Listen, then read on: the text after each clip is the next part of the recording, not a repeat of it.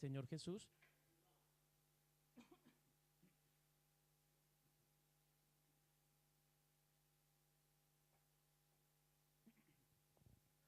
Vamos a leer la Biblia, hermanos, en el libro de Juan.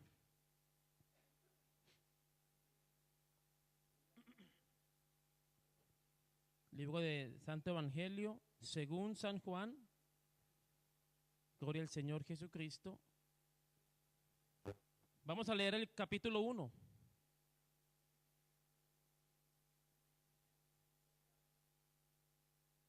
Capítulo 1 del Santo Evangelio según San Juan.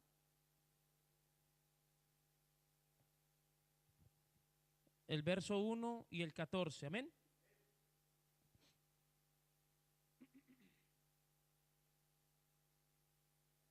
¿Estamos allí? Amén. Santo Evangelio según San Juan, capítulo 1, verso 1 dice: en el principio era el Verbo, y el Verbo era con Dios, y el Verbo era Dios. Y el verso 14 dice: y aquel Verbo fue hecho carne, y habitó entre nosotros, y vimos su gloria, gloria como del unigénito del Padre, lleno de gracia y de verdad. Amén. Tomen asiento, hermanos, dando una alabanza al Señor Jesús. Ya hemos orado en el nombre del Señor. Amén. Bueno, hermanos, ¿por qué Dios se manifestó en carne? Una razón, un propósito. ¿Cuál fue la causa de que el gran Dios se manifestara en carne? Alabanzas al nombre del Señor Jesús.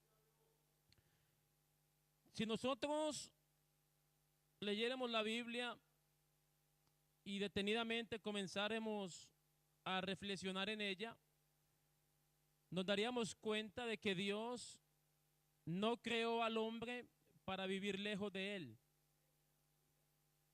Dios creó al hombre para estar cerca del hombre, tener comunión con el ser humano, tener intimidad con el ser humano. Dios quiere estar cerca, tener amistad con el ser humano. Amén.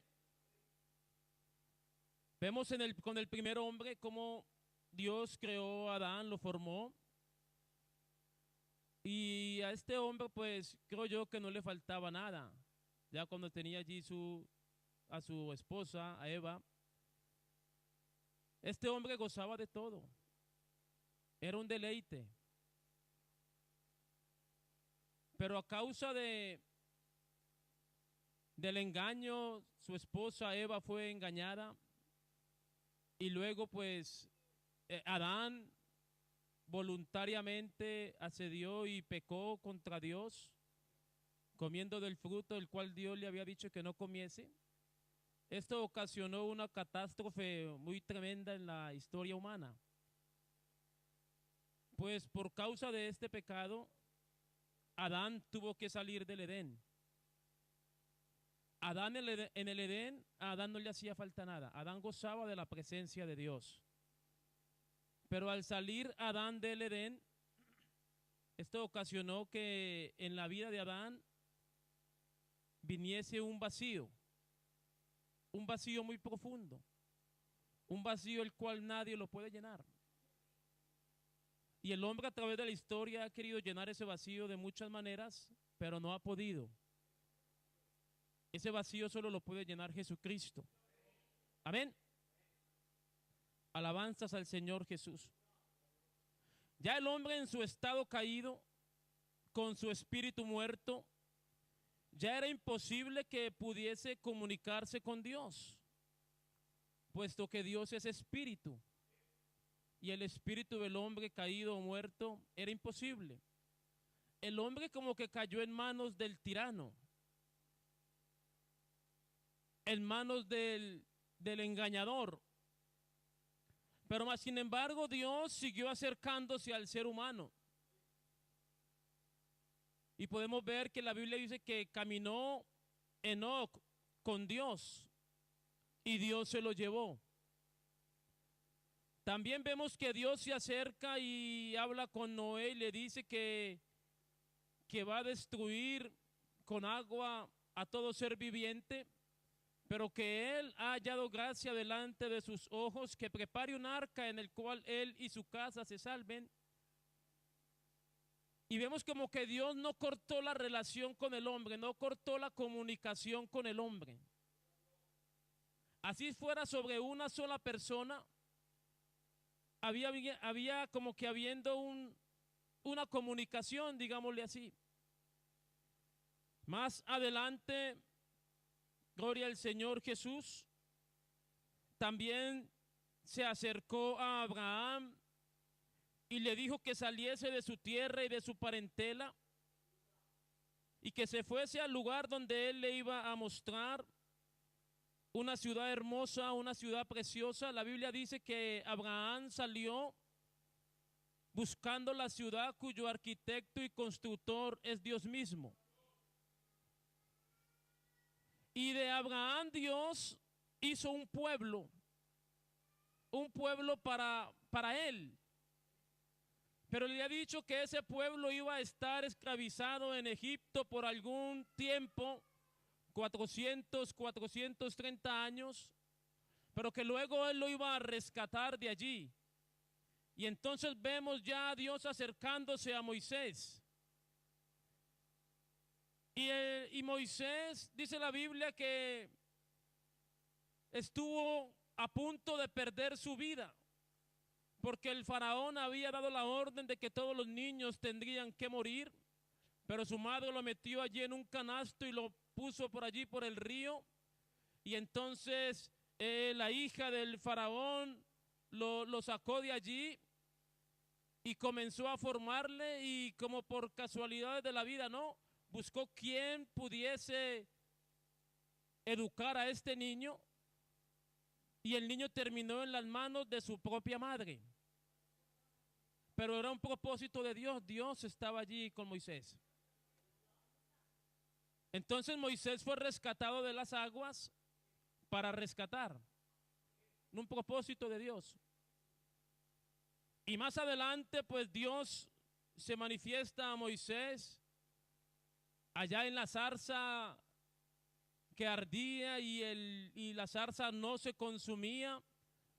Y Moisés, quizás impactado por lo que estaba viendo sus ojos, quiso acercarse por un momento, pero escuchó una voz que le decía: Moisés, Moisés, el lugar que pisas santo es. Si te quieres acercar, debes quitarte ese calzado. Alabanzas al nombre del Señor. Moisés se quitó el calzado y allí tuvo una conversación con el Todopoderoso. Y el Señor le dio a conocer su propósito, su plan. Ve allí a Egipto y háblale al faraón y dile que deje ir a mi pueblo para que me haga una fiesta, para que me sirvan en el desierto. Moisés se presentó allí delante del faraón, y después de Dios mostrar su gran poder, su señorío, el faraón accedió a dejar salir al pueblo de Israel. Cruzaron el Mar Rojo en seco, y cuando estaban al otro lado del río, ya el pueblo de Israel, salvo, libre de cadenas, libre de azotes, allí el Señor llama a Moisés al monte. Y en el monte le dice a Moisés, le da unas pautas. Quiero que me erijas un tabernáculo de reunión donde yo habitaré con el pueblo. Y le dijo cómo debería de estar, cómo debería de ser el tabernáculo. Atrio exterior, lugar santo, lugar santísimo. Alabanzas al Señor Jesucristo. Entonces el tabernáculo estaba dividido en 3 partes. En el atrio exterior, el altar del holocausto, la fuente de bronce. En el lugar santo, el candelero, la mesa de los panes, gloria al Señor Jesús, y el altar de incienso. Y en el lugar santísimo, el arca del pacto. El lugar santísimo estaría dividido del lugar santo por un velo. Y entonces cada año el sumo sacerdote, podía entrar al lugar santísimo cada año para presentar expiación. Aleluya. En este día el pueblo confesaba sus pecados y el sumo sacerdote entraba con sangre y rociaba el propiciatorio, y esto cubría los pecados del pueblo y de él mismo, del sacerdote. Este era un día especial para el pueblo. El sumo sacerdote podía entrar al lugar santísimo y allí tener como un encuentro íntimo con Dios. Pues la Biblia dice que para que los pecados del ser humano fuesen cubiertos, debería de haber un derramamiento de sangre. Un derramamiento de sangre. Entonces el pueblo llevaba allí una ofrenda y con la sangre de este animal la rociaban sobre el arca del pacto, sobre el propiciatorio, conocida como el asiento de la misericordia. Amén. Van conmigo, ¿verdad? Aleluya. Entonces decíamos que este era un día muy especial, y entonces como era un día tan especial, el sacerdote debería de prepararse muy bien, porque no iba para cualquier lugar, iba a encontrarse con el mismo Dios. Porque si el sacerdote era hallado falso, moría, irremisiblemente caía muerto. El sacerdote tenía que entrar a este lugar santísimo con un cordón atado y con unas campanitas. Amén. Y con una mitra que decía santidad a Jehová. Si las campanitas no sonaban, entonces el pueblo entendía que el sacerdote había sido hallado falto, y entonces lo alaban de afuera, porque nadie podía entrar allá y lo sacaban afuera. Entonces imagínese, para ese hombre que tenía que entrar allí, el temor que debería de tener, ¿no? La reverencia que debería de sentir. Iba a encontrarse con la máxima autoridad del universo entero. Gloria al nombre del Señor Jesús. El sacerdote debería de ser hallado fiel. Entonces esta fue una manera en la cual Dios también se acercó al hombre. Pero más adelante, en la época de los reyes, a David se le ocurre hacerle una casa a Dios. Y el Señor le dice, no, tú has derramado mucha sangre, tu hijo edificará un templo. Y Salomón edifica un templo hermoso, pero con las mismas características del tabernáculo. Atrio exterior, lugar santo, lugar santísimo, dividido también por el velo, un sumo sacerdote, siendo el único que podía entrar a la presencia de Dios. Las mismas características. Había un problema aquí en la tierra. El profeta Isaías nos dice en el capítulo 59 que las iniquidades y que los pecados del hombre han puesto un muro entre vosotros y vuestro Dios. Hay una división entre Dios y el hombre.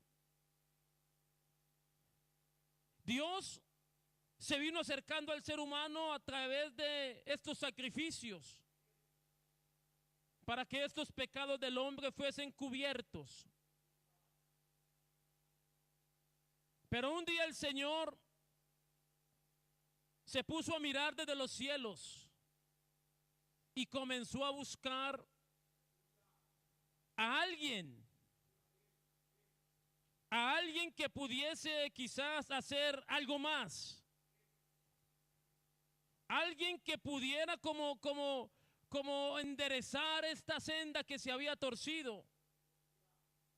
Y la Biblia dice que Dios, mirando desde los cielos, no halló a ninguno, porque como está escrito, no hay justo ni aun uno.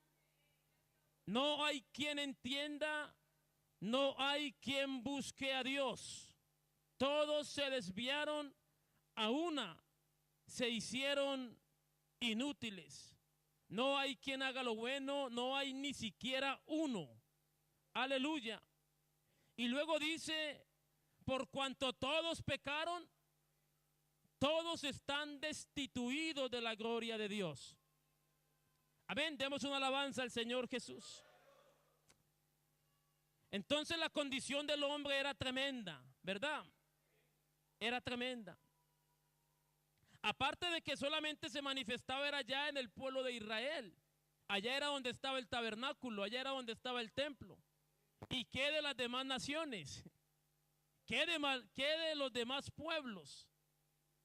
La Biblia dice que los demás pueblos andábamos sin Dios y sin ley en el mundo, alejados de la ciudadanía de Israel, alejados de los pactos y de las promesas, alejados. Pero qué bueno es el Señor que un día, aleluya,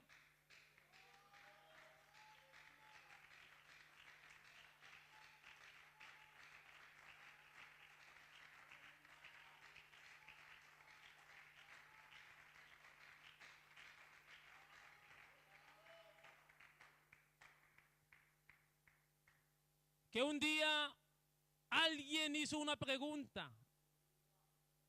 Alguien dijo, bueno, ¿será quitado el botín al valiente? ¿Será rescatado el cautivo de un tirano? Y la respuesta viene seguidamente. Aleluya. Ciertamente, dice, pero así dice Jehová. Ciertamente el cautivo será rescatado del valiente y el botín será arrebatado al tirano, y tu pleito yo lo defenderé y yo salvaré a tus hijos. Aleluya.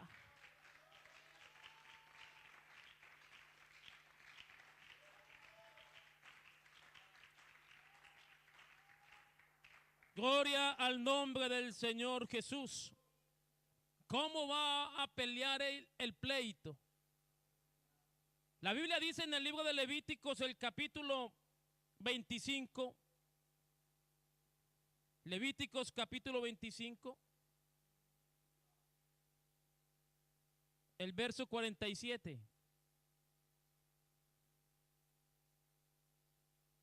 Dice la palabra del Señor: si el forastero o el extranjero que está contigo se enriqueciere, y tu hermano que está junto a él empobreciere, y se vendiere al forastero o extranjero que está contigo, o a alguno de la familia del extranjero, después que se hubiera vendido, podrá ser ¿qué? Rescatado. Uno de sus hermanos lo rescatará, o su tío o el hijo de su tío lo rescatará, o un pariente cercano de su familia lo rescatará. Aleluya. La Biblia nos enseña que cuando alguien esté cautivado por algún forastero, solamente un pariente cercano puede redimirle, puede rescatarle. Entonces el botín estaba,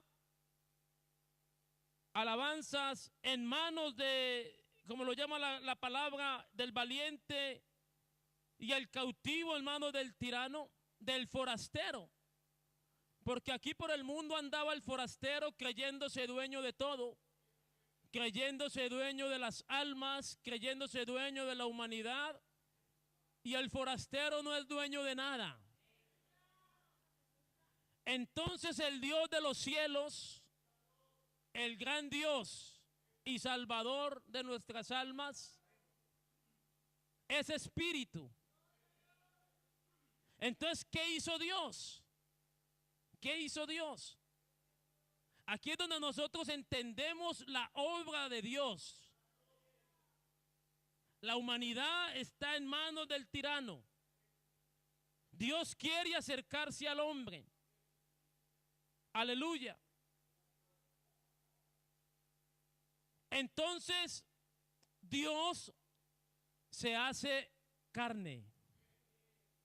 Dios se hace hombre. Por eso yo digo, qué bueno es Dios, ¿verdad? Cuando allá el ángel le dice a María, ¿no? Bienaventurada, ¿no? Le dice. Dice que en la Biblia dice que apareció un ángel dando nuevas de gran gozo, diciendo que en la ciudad de David ha nacido un Salvador, que es Cristo el Señor. Y repentinamente aparecieron huestes celestiales que alababan a Dios y decían: gloria a Dios en las alturas y en la tierra paz, buena voluntad para con los hombres. Aleluya. Nació un Salvador. ¿Quién es ese Salvador? Aquí muchas personas se confunden. Pero cuando nosotros leemos en la palabra de Dios, donde el Señor nos dice que no conoceráis a otro Salvador, que fuera de yo, Jehová, fuera de mí no hay quien salve, así dice, ¿no? Pero luego dice que aquí viene otro Salvador. Entonces nosotros podemos entender de que se habla del mismo ser. Cuando la Biblia nos enseña de que solo hay un Dios. Oye Israel, el Señor nuestro Dios, el Señor uno es. Ya está, eso es una verdad bíblica. Eso no tiene contradicción. Dios es uno. Y cuando la Biblia dice que indiscutiblemente grande es el misterio de la piedad, dice Dios fue manifestado en carne. ¿De cuál Dios habla? Del único Dios que hay. Del único Dios que hay, ¿verdad? Entonces dice que en el principio era el verbo y el verbo era con Dios y el verbo era Dios. Y vimos que, y aquel verbo que se manifestó. ¿Cuál verbo? Dios, en carne. Y vimos. ¿Cómo vieron ellos la gloria? Como la del unigénito del Padre, lleno de gracia y de verdad. Entonces, el propósito para que Él se manifestara en carne, ¿cuál era? ¿Redimir a quién? A esta humanidad.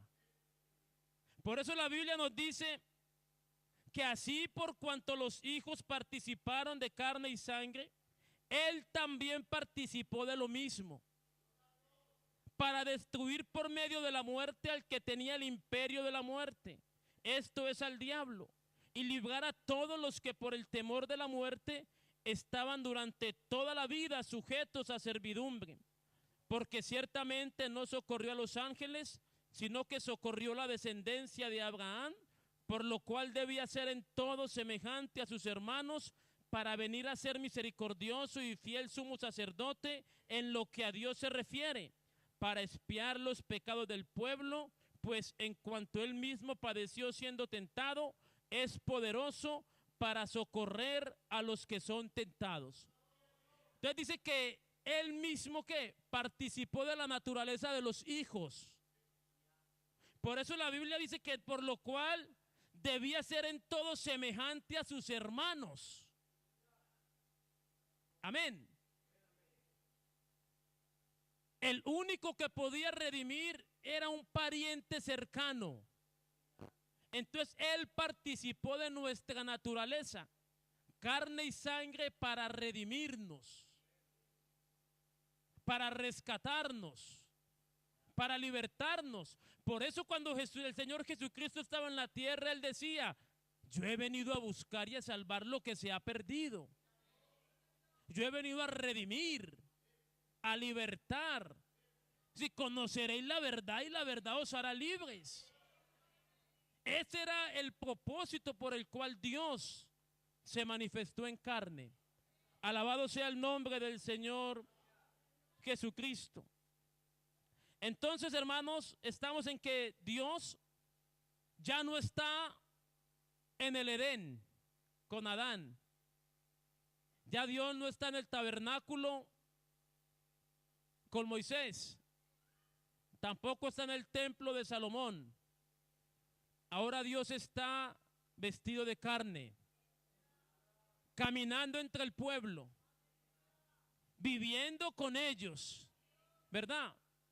Aleluya. Por eso la palabra del Señor nos dice que el pueblo de Dios sabría su nombre. Cuando él mismo que hablase estaría presente allí en medio del pueblo. Él mismo, él mismo. O sea que otra de las razones era para dar a conocer su nombre. Amén. Dar a conocer su nombre. Dice la Biblia que el Señor Jesucristo, el cual siendo en forma de Dios, no estimó el ser igual a Dios como cosa a que aferrarse. Miren, qué bueno cuando nosotros leemos la Biblia y la entendemos. Estamos en una escuela dominical, ¿verdad? Estamos así tranquilitos. Cuando uno lee la Biblia y uno lee esos versos que dice que el Señor Jesucristo, el cual siendo en forma de Dios, dice, y no escatimó el ser igual a Dios. ¿Eso qué nos dice? ¿Qué nos dice eso a nosotros? Donde mucha gente se confunde, hermano, nosotros lo vemos claro.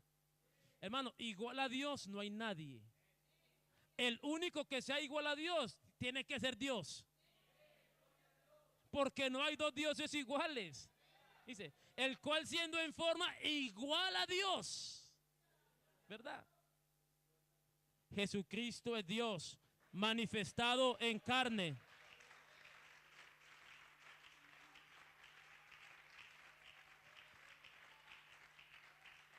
Oiga, Dios, el creador, visitando su creación.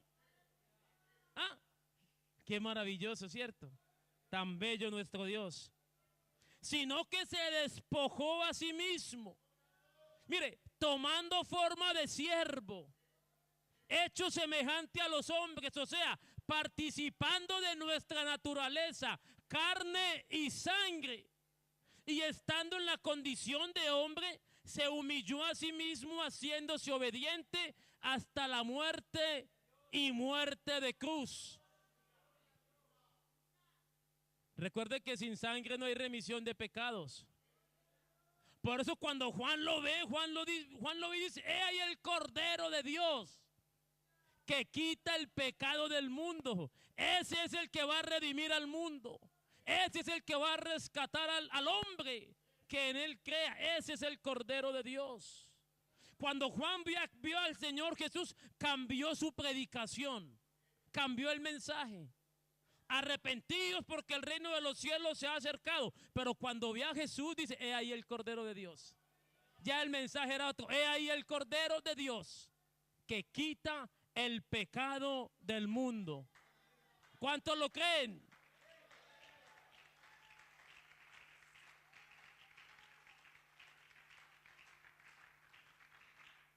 Entonces decíamos que ya Dios no está en el tabernáculo, tampoco en el templo. Ahora camina en medio de ellos, manifestado en carne, pero todavía estaba el velo que separaba el lugar santo del lugar santísimo. La Biblia lo declara como el velo de su carne. Pero el interés de Dios era romper ese velo para permitirle al hombre entrar allí al lugar santísimo y allí tener comunicación con él, comunión con él y poderle llenar de su Santo Espíritu. Por eso muchos, dice la Biblia, que muchos cuando leen a Moisés todavía el velo está puesto. Porque no han entendido lo que nosotros entendemos en esta mañana. ¿Cómo Dios iba a romper ese velo que separaba a las personas del lugar santísimo? Al lugar santísimo no puede entrar cosa inmunda, no se puede. Porque si el sacerdote era hallado falso, moría. Pero el interés de Dios es que el hombre entre allá, pero ¿cómo vamos a entrar allá? Si pues imagínense. ¿Cierto? Una de las razones por las cuales Dios se manifestó en carne. La Biblia dice en el libro de Mateo capítulo 27. Yo cuando leo esto, hermano, yo me emociono mucho.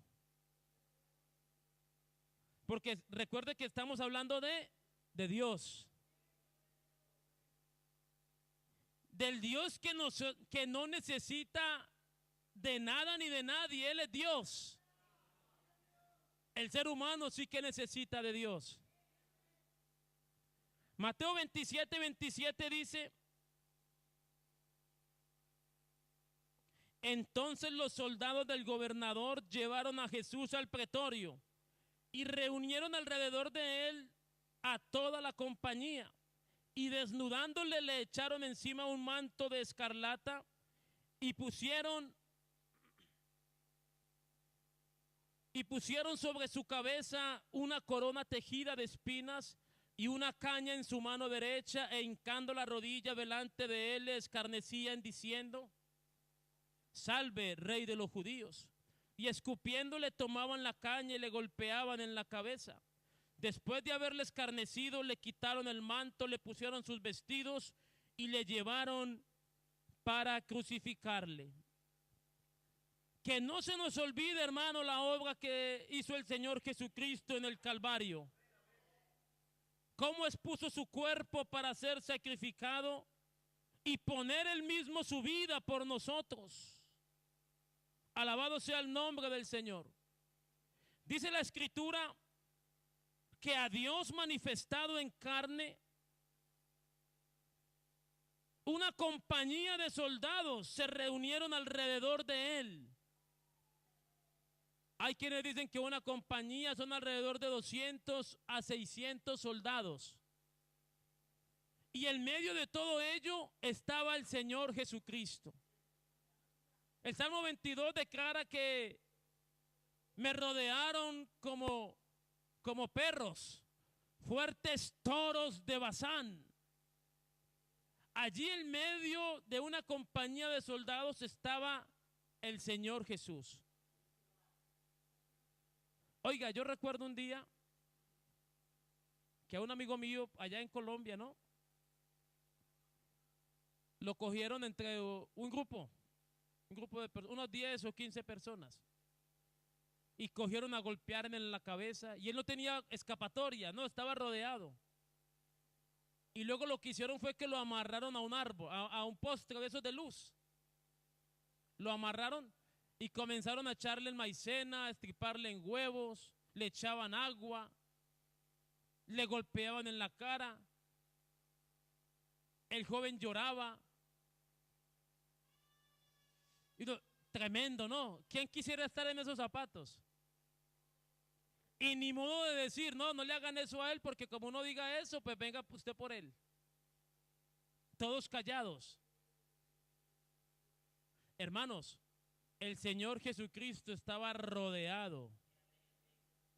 Y la Escritura dice, aleluya, que lo desnudaron. Lo desnudaron. O sea que descubrieron su vergüenza. ¿Verdad? Uno mismo siente vergüenza, ¿cierto? A él lo desnudaron. Dice también que desnudándole, ¿sabe qué está pasando aquí? El Señor estaba comenzando a romper ese velo, el velo de su carne. El velo de su carne. Dice que le echaron encima un manto de escarlata, pusieron sobre su cabeza una corona tejida de espinas y una caña en su mano derecha, y se burlaban de él, se arrodillaban ante él, pero haciendo burla, diciéndole: salve, rey de los judíos. Luego le escupían, luego le golpeaban con la caña en la cabeza, le escarnecieron. 39 azotes. Oiga, hermano, eso fue un precio muy alto, ¿verdad? ¿Verdad que sí? Cuando nosotros entendemos esto, hermanos, la obra que él hizo, dice, y obediente hasta la muerte, y muerte de cruz. No nos podemos olvidar del ser que estamos hablando. Estamos hablando de Dios manifestado en carne, no de un cualquiera. No de un cualquiera por ahí que le ocurrieron cosas, no. De Dios manifestado en carne. ahí en medio de una compañía, soportándolo todo, soportándolo todo. Dice que menospreció el oprobio, dice la Biblia. Aunque fue varón de dolores y experimentado en quebranto, dice, aún así menospreció el oprobio. Experimentado en quebranto. Oiga, es que los golpes duelen, ¿no? Pero un escupitazo es una ofensa, es una humillación. Ese golpe penetra hasta llegar al alma. Que alguien te escupa la cara. Qué bueno que el Señor es manso, ¿cierto? Qué bueno que Él es manso. Porque yo creo que solo era tronar los dedos, hermanos. Y quién sabe qué hubiese pasado allí. Pero enmudeció y no abrió su boca. Y como cordero fue llevado al matadero. Dios manifestado en carne. Alguien diría, pero ¿él por qué se dejó hacer todas esas cosas? Recuerde que el propósito de él era romper ese velo. Romper ese velo. Y aunque padeció bastante, dice que puesto el gozo delante de él, menospreció la cruz. ¿Cuál era ese gozo que se le puso delante de él? Usted y yo. Porque ya Dios no quería habitar en tabernáculos ni en templos hechos de manos de hombres, sino que Él quería habitar ¿en quién? En usted y en mí. Ya no estar con nosotros, no, sino estar en nosotros. ¿Cuántos dicen amén? Por eso cuando la Biblia dice, cuando el Señor estaba ya en la cruz del Calvario, la Biblia dice que consumado es, dice que el velo del templo se rasgó en dos, de arriba a abajo. Se rasgó en dos el velo del templo.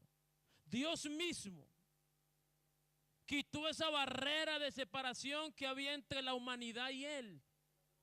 Por eso la Biblia dice que Dios estaba en Cristo, reconciliando consigo al mundo. Era Dios mismo.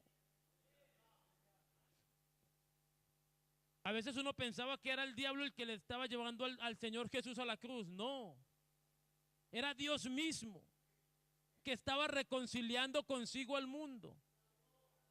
El diablo ni quería ir a la cruz. Por eso cuando Pedro se deja usar por el enemigo, le dice, uy, no, tal cosa no te acontezca, ni te aparezcas por allá, porque si te están buscando es que quién sabe qué te van a hacer. Señor mío. Y el Señor Jesús le dice, apártate de mí, Satanás, porque me eres tropiezo. Yo he venido para algo a este mundo. Yo por algo he participado de la naturaleza del hombre. Es que yo voy a dar mi vida en rescate de muchos. Amén. La sangre de Cristo. Ustedes saben que Dios es espíritu, no tiene sangre, pero el cuerpo que se preparó sí. Y ese cuerpo fue torturado allá en la cruz. Bueno, eso no se nos puede olvidar. Eso no se nos puede olvidar. Y cuando Él dice consumado es, entonces el pecado quedó vencido. Quedó vencido. Venció el pecado. Alabanzas al Señor Jesús. Venció la muerte. Venció la muerte. Lo que para nosotros antes nos atormentaba como la muerte, ahora para los cristianos, dice Tesalonicenses 4:13, que es un dormir. Dice el Salmo 116:15 que la muerte es preciosa para Dios, para los hijos de Dios. Cuando se muere un hijo de Dios, para Dios esto es precioso. Dice Filipenses 1:21 que la muerte es una ganancia, que es mucho mejor. Segunda de Corintios 5:8 dice que es preferible. O sea que lo que antes nos atormentaba, ahora no. ¿Por qué? Porque los que estamos en Cristo y hemos muerto con Él, también viviremos con Él. Por cuanto Él venció la muerte y la muerte no lo pudo retener. Y dice, tengo las llaves de la muerte, ¿verdad? La tiene controlado todo el Señor Jesús. Venció al diablo. Exhibiéndolos públicamente, triunfó sobre ellos en la cruz del Calvario. Lo venció. Cuando el Señor Jesucristo caminaba por la tierra y un endemoniado lo veía, ¿qué hacía? ¿Se le enfrentaba? No. Ese pagaba escondidete a peso. Vea, déjeme meter allí a ese hato de cerdos. Pero no nos atormentes antes de tiempo. Hebreos 2:14 dice que por medio de la muerte iba a destruir al que tenía el imperio de la muerte. Esto es al diablo, y librar a todos los que por el temor de la muerte estaban durante toda la vida sujetos a servidumbre. Entonces el diablo quedó vencido también. Amén. El pecado quedó vencido, la muerte quedó vencida y el diablo quedó vencido. Esta semana nos enseñaban algo, que cuando dice que el que quita el pecado, habla del pecado de Adán, el pecado voluntario de Adán, el pecado, lo que encierra el pecado a nivel global. Pero la fórmula no se quedó allí, si le podemos llamar de esa manera. Sino que más adelante Pedro, el apóstol Pedro dice, bueno, y a ustedes también, arrepiéntanse y bautícense en el nombre del Señor Jesucristo para el perdón de los pecados, ¿verdad? El pecado está vencido, está vencido, está vencido. ¿Cuántos dicen amén? Está vencido, está vencido el pecado. La muerte ya no tiene potestad sobre nosotros, está vencida la muerte, ¿o no? El diablo no tiene potestad sobre nosotros, ¿está vencido o no? ¿Cómo fue vencido este paquete? Con la manifestación de Dios en carne. Démosle ese aplauso fuerte a nuestro Dios.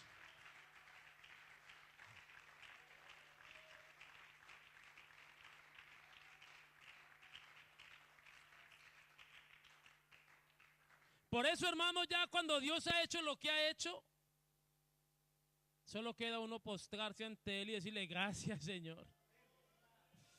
Gracias, mi Dios. Y ya no le servimos a Dios ni por miedo, no, es por amor. Por amor. Qué gestos de amor. No solo son palabras, fueron hechos. Fueron hechos. Dígame, ¿quién ha hecho algo por nosotros como lo que ha hecho Dios? Nadie, hermano. Con amor eterno te he amado. Oiga eso, qué bonito, ¿verdad? Por lo cual te prolongué mi misericordia.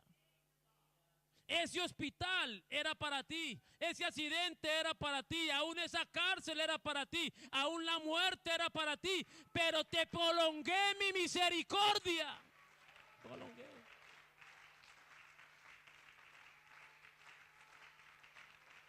Sí, Señor. Esa enfermedad era para ti, pero es que te he amado con amor eterno. Mas Dios muestra su amor, ¿verdad que así dice? En que siendo aún pecadores, Cristo murió por nosotros, el justo por los injustos. ¿Usted por qué cree que el diablo nos odia tanto? Y aunque Él no tiene potestad sobre nosotros porque está vencido, aún así Él anda como león rugiente buscando a quien devorar. Porque tenemos que recordar que el diablo todavía no está atado. Será atado en el milenio. Pero aquel que se deje devorar por el diablo lo hace voluntariamente. No porque Él tenga poder sobre él. Es porque voluntariamente decide volver al vómito que antes vomitó. Amén. Sí. Hay un verso que dice en la escritura que acerca de esto dice Isaías 14:11, dice, descendió al Seol tu soberbia, hablando del enemigo, y el sonido de tus arpas, dice, gusanos serán tu cama, y gusanos te cubrirán. ¿Cómo caíste del cielo, oh lucero, hijo de la mañana? Cortado fuiste por tierra, tú que debilitabas a las naciones, tú que decías en tu corazón, subiré al cielo en lo alto junto a las estrellas de Dios, levantaré mi trono y en el monte del testimonio me sentaré a los lados del norte, sobre las alturas de las nubes subiré y seré semejante al Altísimo. Mas tú derribado eres hasta el Seol, a los lados del abismo. Se inclinarán hacia ti los que te vean, te contemplarán diciendo, este es aquel varón que hacía temblar la tierra, que trastornaba los reinos, que puso el mundo como un desierto, que asoló sus ciudades, que a sus presos nunca abrió la cárcel. Él nunca abrió la cárcel, pero vino el dueño de esta tierra, vino con las llaves y abrió las cárceles para que podamos salir de allí y ser libres. Ser libres. Ser libres. El que está encarcelado es porque quiere. Porque ya Cristo nos ha hecho libres. Nos ha hecho libres. Dice la Biblia, gusanos serán tu cama. Satanás también es un espíritu. Y él anda buscando a quien devorar, o sea, dónde morar, dónde reposar. Una de las razones, y ya termino, hermanos, este mensaje, era que Dios quería hacer del hombre su cuerpo, su templo y su morada. Su templo y su morada. Pero también dice la Biblia que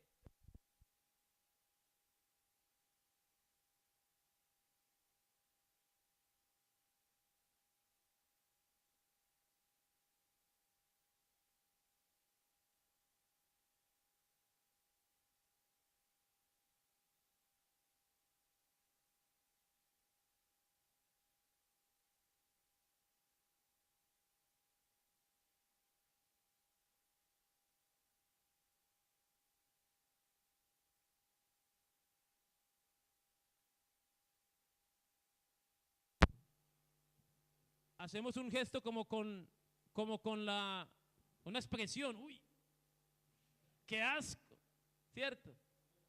O usted dice, ay, qué gusanito tan rico, todo blanquito, ¿cierto que no? No, eso hay que tirarlo, eso hay que desecharlo, la basura. Y esa basura no me la deje ahí, eso hay que sacarlo de la casa porque de pronto no vamos a exterminar esta plaga, ¿verdad? La Biblia dice que de Satanás gusanos serán su cama. Vea, hermano, vea, yo no quiero ser cama de Satanás. Yo quiero ser templo y morada del Espíritu Santo. Por eso cuando uno ve a un borracho, usted no ve cuando los borrachos se acercan y los borrachos se creen la última Coca-Cola del desierto, no. Se creen los más bravos, los más guapos y de todo y se quieren arrimar a conquistar a la muchacha. ¿Y qué hace la muchacha con el borracho? Así. Gusanos serán tu cama. Cuando usted ve por ahí los drogaditos y ve personas que de verdad haciendo cosas que no le agradan a Dios, eso como que causa asco, ¿cierto? Uy, no, eso no.